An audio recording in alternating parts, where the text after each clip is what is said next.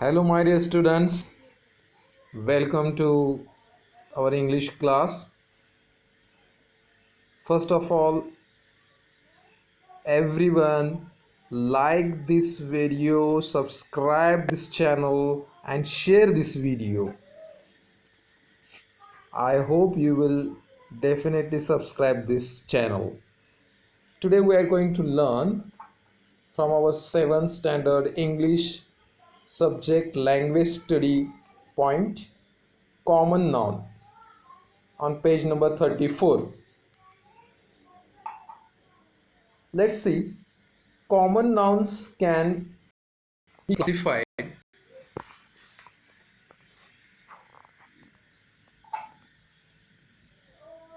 Common nouns can be classified in one more way: concrete nouns and abstract nouns. Concrete nouns stand for things that you can actually touch or see. It means what? Concrete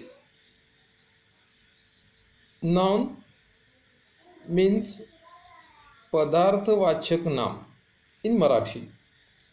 ज्या वस्तूंना आपण स्पर्श करू शकतोय किंवा ज्या वस्तू आपण पाहू शकतोय त्यांच्या नावाला म्हणायचं कॉन्क्रीट नाउन. मटेरियल नाउन सुद्धा आपण त्याला म्हणू शकतो. Examples: school, home, cards, butterflies, child. शाळा, घर, कार्ड, फुलपाखरे, मुलं हे आपण सगळे पाहू शकतोय, त्यांना स्पर्श करू शकतोय. म्हणून हे सर्व नाउन्स जे आहेत ते कॉन्क्रीट नाउन्समध्ये येतात, म्हणजेच मटेरियल नाउनमध्ये. Second type is abstract nouns. Abstract noun stands for ideas, qualities, feelings, actions, etc. Ideas कल्पना, क्वालिटीज गुणधर्म, feelings भावना, actions कृती. All these words or all these nouns come under the abstract nouns. Why? Because abstract nouns means what? Which is related to the things which cannot we touch or see. Abstract नाउनचाच अर्थ आहे भाववाचक नाम. म्हणजे ज्या वस्तू आपण पाहू शकत नाही, ज्या गोष्टी आपण पाहू शकत नाही, त्यांना स्पर्श करू शकत नाही, अशा ज्या गोष्टी आहेत त्या सर्व ॲबस्ट्रॅक्ट नाउन्समध्ये येतात, भाववाचक नामामध्ये येतात. Examples: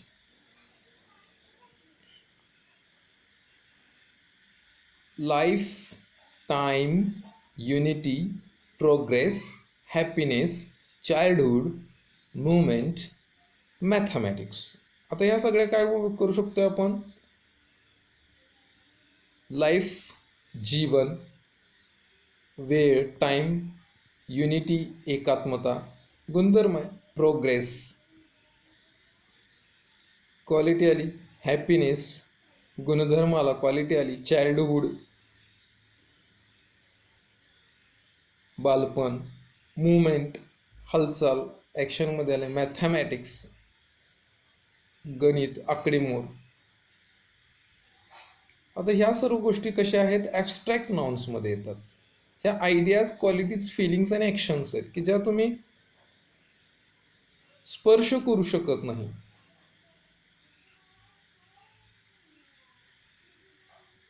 can you spot at least 3 abstract nouns in the following paragraphs?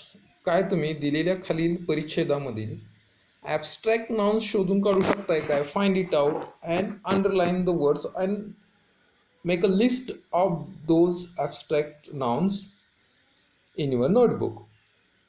Read the paragraph and make a list of that abstract nouns in your notebook. Common nouns 4. Now you know that plural forms of nouns have s, es or ies at the end.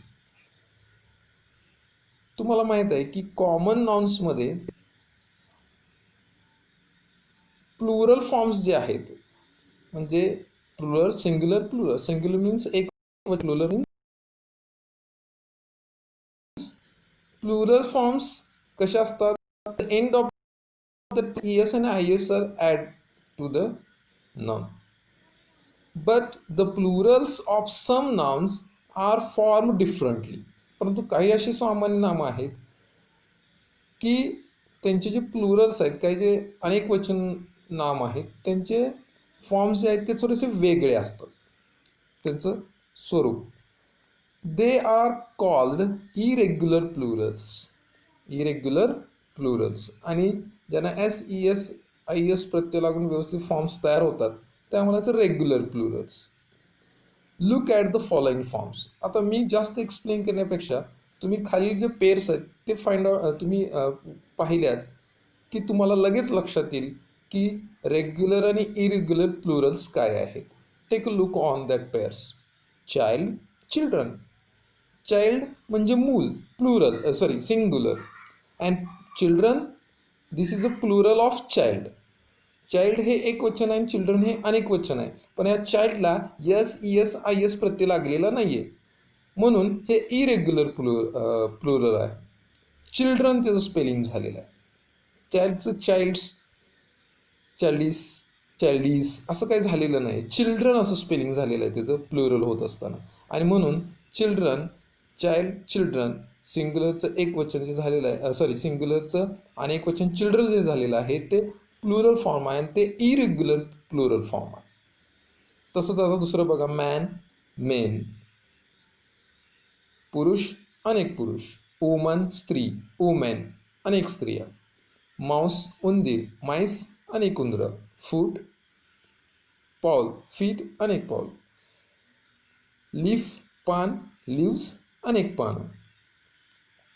पूर्ण स्पेलिंगमध्ये इथं बदल होतो. आता तुम्ही इथं लिव्सच्या ठिकाणी जर तुम्ही बघितलं तर शेवटी at the end of this word लिव्सच्या VS ॲड झालेला. तुम्हाला सर ES इथं प्रत्यय लागला आहे की नाही. इथं अनेक वचनाचा प्लुरल फॉर्मचा एक वेगळा रूल आहे. At the if singular common noun ends with F or FE, we have to remove F and FE and add VES. आणि त्यातला तो VES आहे. जर दिलेल्या एकवचनी सामान्य नामाच्या शेवटचं अक्षर जर F किंवा FE असेल तर ते काढून टाकायचं आणि त्याला VS जोडायचं, म्हणजे त्याचं अनेक वचन होतं. आणि म्हणून तिथं VES मधलं ते ES आलेलं आहे. ते अनेक वचन रेग्युलरमधलं नाही, ते इरेग्युलरमध्ये आहे. Collect examples of regular and irregular Plurals at least 20 each. आता तुम्ही रेग्युलर आणि इरेग्युलर प्लुरल्स कलेक्ट करायचे आहेत. आता कुठून कलेक्ट करायचे आहेत, कुठून गोळा करायचे आहेत? कमीत कमी 20 जोड्या असे गोळा करायचे आहेत फ्रॉम युअर टेक्स्ट बुक. तुम्ही टेक्स्टबुकमध्ये ते फाइंड आउट करू शकता. तुम्हाला सापडतील ना कुठे ना कुठेतरी. If you don't find it, go through the your English grammar books if you have. Otherwise you can find from your textbook. That's very nice. Now look at the next activity, TOW. T for 2, T for 2 minutes, O for oral, and W for work. 2 minutes of oral work. आता 2 मिनिटांचं थोडंसं तोंडी काम करायचं आहे. Tell as many words as possible related to the given words within 2 minutes. Within 2 minutes you have to tell as many words as possible to you with the given word. खाली दिलेल्या शब्दांशी संबंधित तुम्ही जास्तीत जास्त शब्द सांगण्याचा प्रयत्न करायचा. आणि within 2 minutes. That is why it is a 2 minutes of oral work. Light, related to light, prakash. Try to tell maximum words within 2 minutes. Related words, संबंधित शब्द. Earth, पृथ्वी, माती, जमीन. Turban, पगडी. Sleepy, झोपाळू. Pigeons, कबूतरे. या सर्व शब्दांना तुम्ही जास्तीत जास्त रिलेटेड वर्ड सांगायचे आहेत. Example is given there. Light, bright, star, day, bulb. आता बऱ्याच विद्यार्थ्यांना रिलेटेड वर्ड्स, संबंधित शब्द हे बऱ्याच वेळा लक्षात येत नाही, समजावून देऊन सुद्धा बऱ्याच वेळा. तर दिलेल्या शब्दांशी संबंधित म्हणजेच काय, तर दिलेला शब्द लाईट आहे तर लाईट म्हणजे प्रकाश. प्रकाश कसा असतोय? ब्राईट, तेजस्वी असतोय.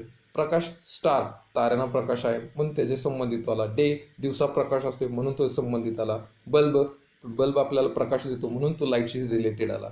सच way you have to try to write maximum related words to tell within 2 minutes. I hope you will enjoy this activity and complete this language study point from your textbook. Once again, if you don't subscribe this channel, subscribe it so you will get the latest video notification to your YouTube. तुम्ही जर हा channel subscribe केलं, सबस्क्राईबचं button दाबलं तर तुम्हाला जे नवीन video upload केले जातील ते तुम्हाला लगेच कळतात म्हणून ते सबस्क्राईब करायचे असतात. So that is why please subscribe this channel. Okay, thank you. We will met in the next class.